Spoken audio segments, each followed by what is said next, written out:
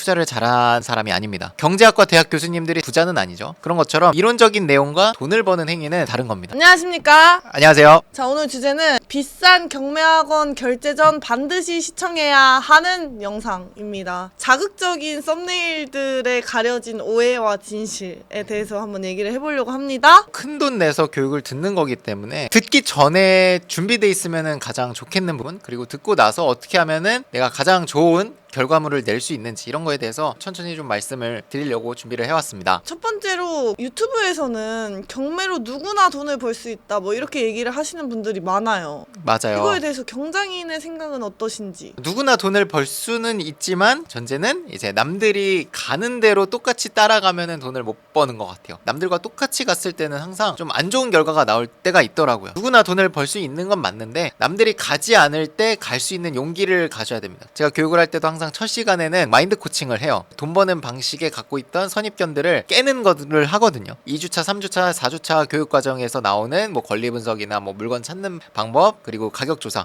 이런 것들에서 내가 습득을 할 수 있게 됩니다. 마인드 트레이닝이 되지 않으면 누구나 벌 수는 있지만 내가 그 벌 수 있는 데에 갈 수가 없습니다. 보통의 사람들은 그 길을 보고 있지 않거든요. 다른 사람들과 다른 내가 선택을 할 수 있냐, 그거를 할 수 있으면 저는 충분히 준비가 됐다고 생각을 합니다. 연봉이 얼마 이상 돼야 되고 네. 뭐 회사를 얼마 이상 다녀야 되고 4대 보험이 유지가 돼야 되고 이런 자격이 아니라 좀 다른 유형의 자격이네요. 맞아요. 오히려 그런 점에서는 쉬울 수도 있을 것 같은 게, 나 자신만 그렇게 트레이닝이 되면 내 현실적인 그런 소득이나 상황, 이런 것들에 따라서 돈을 벌고 못 벌고는 나뉘지 않는 것 같아요. 지난 기수에 대학생분도 낙찰받고 대출받고 지금 수익을 내고 계시거든요. 자, 그럼 대학생분도 가능한 경매는 아무리 소득이 낮은 분이어도 대학생보다는 소득이 클 거거든요. 보통의 사람들이 하지 않는 투자를 내가 할 수 있는가? 그 대학생분은 깨신 거고 경매로 낙찰을 받고 수익을 내고 계시죠. 이번 기수에도 있더라고요. 대학생이냐 직장이냐 이런 거에 따라서 투자를 하고 못하고는 아닌 것 같아요. 깨우치는 시점에 투자를 할 수 있는 거고, 내가 제대로 된 물건, 제대로 된 수익을 계산을 해서 들어갔다면 그게 보장이 되니까, 경매는 특히나. 이게 누구나 돈 벌 수 있다는 말이 O일 수도 있고 X일 수도 있겠네요. 주부, 대학생, 무직자 다 할 수 있는데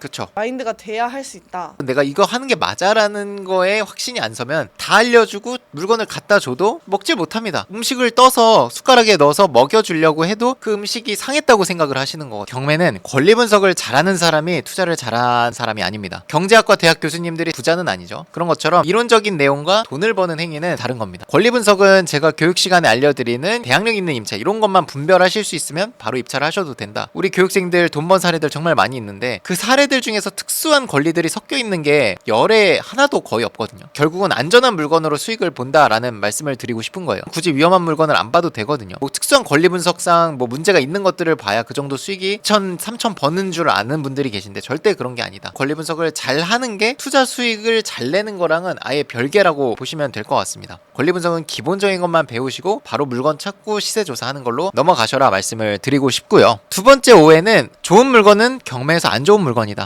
말씀을 드렸습니다. 좋은 물건이라고 하면 예를 들면 신축 아파트, 상품성도 좋죠. 지하철역이 있고 주변에 버스 정류장도 있고요. 상권도 근처에 있고요. 초등학교가 뭐 바로 옆에 있습니다. 이러면 사실 사람들이 좋아하는 요소를 다 갖고 있기 때문에 정말 좋은 물건이거든요. 좋은 물건은 경매에선 안 좋은 물건입니다. 이렇게 좋은 물건은 실거주자끼리도 경쟁이 엄청 치열해요. 투자자가 들어와서 이 실거주자들이 쓰는 가격을 이길 수 있을까요? 결국 낙찰받는 건 가장 높게 쓴 한 명인데 투자자가 높게 쓸 수 있을까요? 실거주자가 높게 쓸 수 있을까요?를 생각해 본다면 아마 답이 될 것 같습니다. 경매에서 좋은 물건은 싸게 받을 수 있어야 좋은 물건이고, 좋지 않은 물건에서 싸게 받을 기회가 열려요. 우리 교육생들이 낙찰받고 매도한 것들 보면 다 입지가 애매합니다. 뭐 주변에 역도 없고 초등학교도 없는데 매각이 돼요. 누가 봐도 좋은 거는 싸게 받는 게 불가능합니다. 그거를 두 번째로 말씀드리고 싶었고요. 아파트를 하실 분들은 조건을 정합니다. 한 달에 입찰 10번 이상 하실 수 있으면 촘촘한 망을 뚫고 갈 수도 있거든요. 어쩌다가 그 싸게 되는 게 있긴 하잖아. 그래도 그게 내게 되려면 입찰을 정말 수도 없이 해야 되는 거죠. 세 번째는 경매로 생각보다 돈을 날리시는 경우가 많이 있습니다. 경매로 돈을 날렸다라는 건 내가 입찰 보증금을 포기한 거거든요. 어떤 분들이 포기하냐 보면은 물건에 대해서 권리 분석을 잘못한 사람보다 시세 조사를 잘못해서 포기하는 경우가 생각보다 정말 많아요. 그 부분이 제일 많은 것 같고, 그 다음이 권리 분석, 입찰가를 잘못 작성을 한다든지 이런 경우, 공 하나 더 붙이거나 숫자를 하나씩 밀려 쓴다던가 뭐 이런 경우가 있는 것 같아요. 그만큼 가격 조사라는 게 굉장히 중요하고, 아파트 입찰할 때 가격 조사 실수하는 경우는 거의 없는데, 반면에 빌라는 시세라는 게 사실 명확하게 보이진 않거든요. 시세를 파악해 가는 과정이 되게 중요하고, 그렇기 때문에 빌라를 쉽게 입찰을 못하는 거기도 하거든요. 그래서 기회가 있는 거고, 경매로 사실 시세조사 잘못해서 돈 날리는 경우 많이 있고 수업을 듣기 전에 신청하신 분 중에도 있었어요. 그런 분들 보면 다 가격조사에서 실수하신 거거든요. 권리 분석을 깊게 배우는 것보다 가격조사에 대해서 잘 배우고 정확한 가격조사를 할 수 있게 만드는 게 중요한 것 같습니다. 경매로 돈 번 사례들도 정말 많지만 그렇게 하기 위해서 얼마나 많은 노력들을 사실 하셨어요. 수강생 한 분 한 분 다. 저는 사실 좀 쉽게 보긴 했거든요. 왜냐면 네. 사례가 너무 많이 나오니까. 네.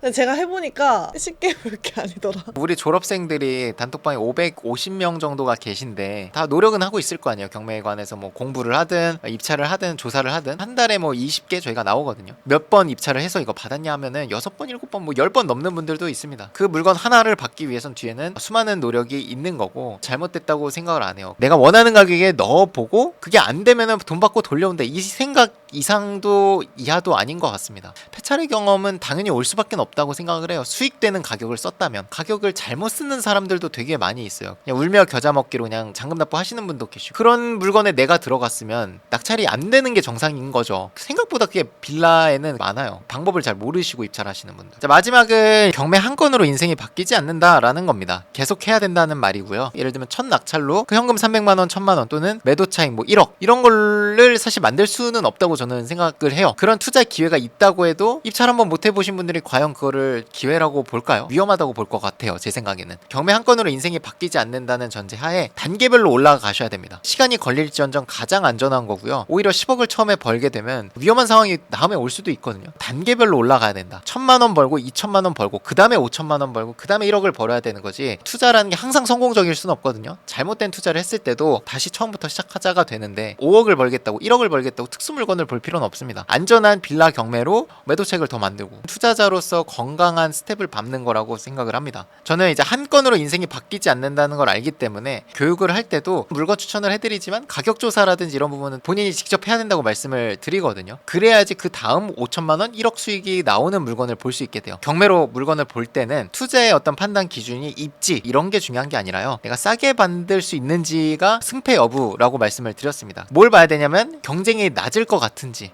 가격이 충분히 저렴한지, 그래서 그 거래 빈도수나 매도가 잘 되는지는 꼭 역세권 주변이 아니라도 실거주 수요가 있는 동네가 있더라라는 말씀을 드리고 싶습니다. 역세권이고 입지가 좋다면 사실 싸게 받기가 어려우니까 그런 것보다는 입지가 좋아 보이지 않지만 거래가 되는 지역을 찾으려고 노력을 해야 됩니다. 교육생분들이 매도한 사례들을 계속 올려드리는 게, 물건들이 대부분 보면은 입지가 좀 애매한 것들이 정말 많이 있어요. 그걸 보시면서 이런 애매한 입지의 물건도 매도가 되네? 내가 지금 보는 물건 중에도 애매한 게 있는데 그것도 한번 조사를 해볼까? 이런 정도의 용기를 가질 수 있단 말이죠. 그리고 오히려 그런 데서 더 큰 매도 차익, 더 큰 수익률을 보는 경우가 정말 많이 있어요. 남들이 안 보는 거에서 기회를 찾으려고 노력을 해야 된다. 그러니까 아파트가 아닌 뭐 빌라를 본다든지, 뭐 수도권이 아닌 외곽 지방을 본다든지 이런 느낌인 거죠. 가격 조사나 이런 건 면밀히 해야 될 거고, 마인드를 갖추고 내가 거래를 만들고 한 사이클을 온전히 돌리고 나면 다른 사람으로 이제 태어난다고 저는 확신을 합니다. 규모가 적은 학원에 비해서 사례가 너무 잘 나오고 있는 것 같아서 학원의 서비스 간단하게 설명해 주시면 좋을 것 같습니다. 저희 학원은 기초분들도 알아들을 수 있게 정말 쉽게 설명을 드리고요. 강의를 할 때는 이제 빌라를 기준으로 설명을 드리고요. 그 이유는 빌라를 배우고 나면 이제 아파트 시세조사나 이런 건 워낙 쉬우니까 빌라를 기준으로 설명을 드리고 있고요. 가장 중요한 거는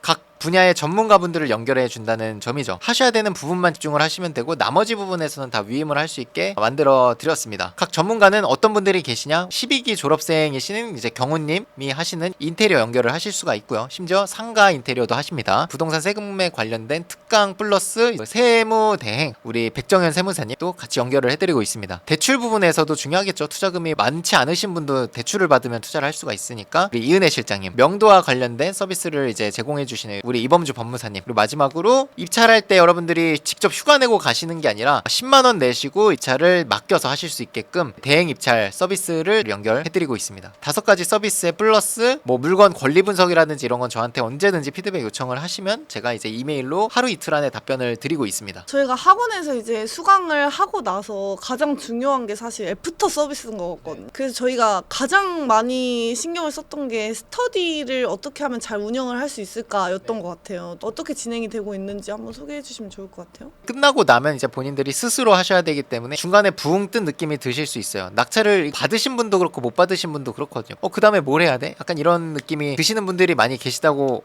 들었거든요. 저도 19기부터 반장님들을 선출을 해서 저희가 운영을 하고 있는데, 그 일산 쪽에서 활발하게 활동하고 계신 분업님을 필두로 이제 스터디반을 좀 운영을 해보려고 합니다. 강의가 끝나고 나서도 지속적으로 경매인들끼리 만나서 소통하시고 발표하고 내가 이 물건을 어떻게 분석했고 그걸 서로 피드백을 주고 받으면 시너지 나는 부분이 있을 것 같아서 그거를 좀 더 체계화해서 졸업생분들 대상으로 스터디를 운영할 수 있게 좀 만들어 드릴 예정입니다. 활동을 독려하기 위해서 강의장도 좀 열어드리고 맞아요. 여러 가지 지원할 수 있는 방향들을 또 찾고 있잖아요. 또 저희 졸업생 분들이니까. 네. 학원이 어떻게 서포트를 해줄 수 있는지 이런 것들에 대해서 계속 얘기를 나누고 있고, 기수마다 반장님들께 전달을 해서 그 기수 안에서 스터디가 자체적으로 꾸려질 수 있도록 만들어 볼 예정이고요. 사실 뭐 경매로 시작은 했지만 최종적으로 이제 돈을 벌기 위해 모인 분들이기 때문에 뭐 자체적으로 자기 하는 사업이라든지 이런 거에 대해서도 발표를 막 하고 하더라도 확장이 되는 거죠. 긍정적인 어떤 파생 효과라고 생각을 합니다. 오늘도 고생 많으셨습니다. 고생하셨습니다.